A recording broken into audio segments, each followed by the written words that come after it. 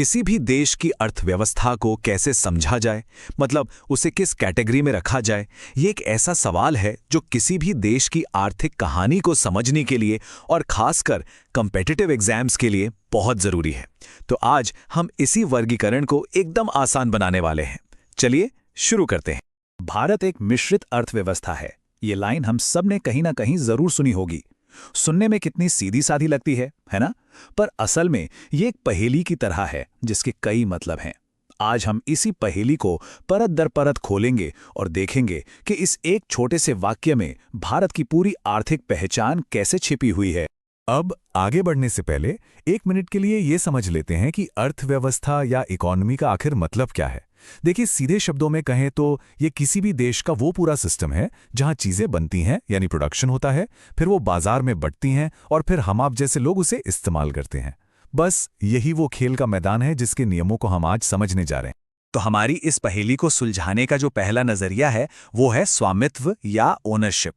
मतलब हमें ये सवाल पूछना है कि देश की जो संपत्ति है, जैसे बड़ी बड़ी फैक्ट्रियां हैं, जमीनें हैं, उस पर असल में कंट्रोल किसका है? सरकार का है या फिर प्राइवेट कंपनियों और आम लोगों का? इस आधार पर देखें तो हमें दो बिल्कुल अलग अलग दुनियाएं दिखती हैं। एक तरफ है पूंजीवाद यानी कैपिटलिज्म, जहां हर चीज का मकसद सिर्फ और सिर्फ मुनाफा कमाना है और सरकार का दखल कम से कम होता है, जैसे कि अमेरिका ने। और दूसरी तरफ है समाजवाद, सोशलिज्म, जहां सारी ताकत सरकार के हाथ में होती है और लक्ष्य मुनाफा नहीं बल्कि समाज का भला करना होता है, जैसा कि पहले सोवियत संघ में हुआ करता था। एक का हीरो है मुनाफा तो दूसरे का हीरो है समाज। तो सवाल उठता है कि क्या कोई बीच का रास्ता भी है?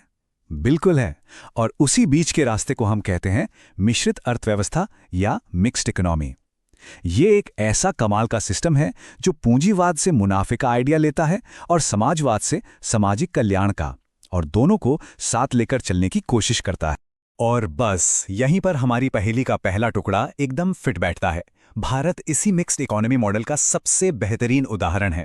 आप देखिए, हमारे देश में रिलायंस और टाटा जैसी बड़ी बड़ी प्राइवेट कंपनियां भी हैं, तो वहीं भारतीय रेलवे और LIC जैसी विशाल सरकारी संस्थाएं भी हैं। तो ओनरशिप के नजरिए से हमारी पहेली का जवाब हमें मिल गया। भारत एक मिश्रित अर्थव्यवस्था है। लेकिन कहानी अभी खत्म नहीं हुई है। अब हम अपनी समझ को और गहरा करेंगे और अर्थव्यवस्था को देखने का दूसरा नजरिया अपनाएंगे, और वो है विकास का स्तर यानी लेवल ऑफ डेवलपमेंट। मतलब कोई देश आर्थिक तौर पर कितना आगे बढ़ चुका है। अच्छा, इसको एक सफर की तरह सोचिए। कुछ देश अपनी मंजिल पर पहुंच चुके हैं, वो हैं विकसित यानी डेवलप्ड देश, जैसे अमेरिका, जापान। कुछ देश जैसे भारत और ब्राजील उस मंजिल की तरफ तेजी से बढ़ रहे हैं, ये हैं विकासशील यानी डेवलपिंग। और कुछ देश ऐसे हैं जिन्होंने अभी अभी अपना सफर शुरू ही किया है, उन्हें हम अल्प विकसित या अंडर डेवलप्ड अर्थव्यवस्थाएं कहते हैं। और लीजिए, यहां हमें हमारी पहेली का दूसरा टुकड़ा भी मिल गया।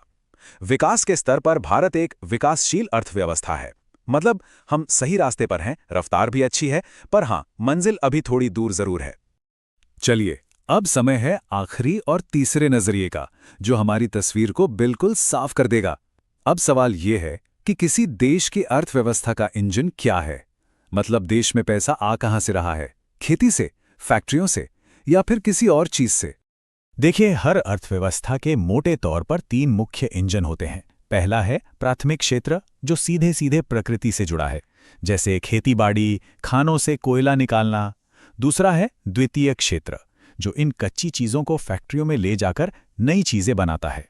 और तीसरा और सबसे मॉडर्न है तृतीयक क्षेत्र, जिसे हम सर्विस सेक्टर भी कहते हैं, जैसे बैंकिंग, IT, डॉक्टर्स, टीचर्स, ये सब।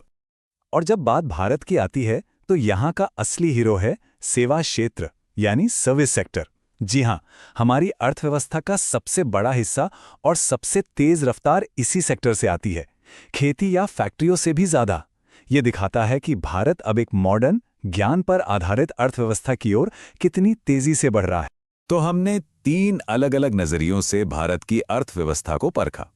अब समय है इन सभी टुकड़ों को एक साथ जोड़ने का और भारत की पूरी आर्थिक तस्वीर को एक फ्रेम में देखने का। तो हमारी पहेली अब पूरी तरह सुलझ गई है। अब हम पूरे विश्वास के साथ कह सकते हैं, भारत एक मिश्रित विकासशील अर्थव्यवस्था है जिसका सबसे ताकतवर इंजन सेवा क्षेत्र है। देखा आपने, जो पहले सिर्फ एक वाक्य लग रहा था, अब उसके पीछे की पूरी कहानी हमारे सामने है। अब जाते जाते एक सवाल आपके सोचने के लिए। ये जो फ्रेमवर्क आज हमने समझा, क्या इसका इस्तेमाल करके हम दुनिया के किसी और देश की अर्थव्यवस्था को भी इसी तरह समझ सकते हैं? सोचकर देखिएगा।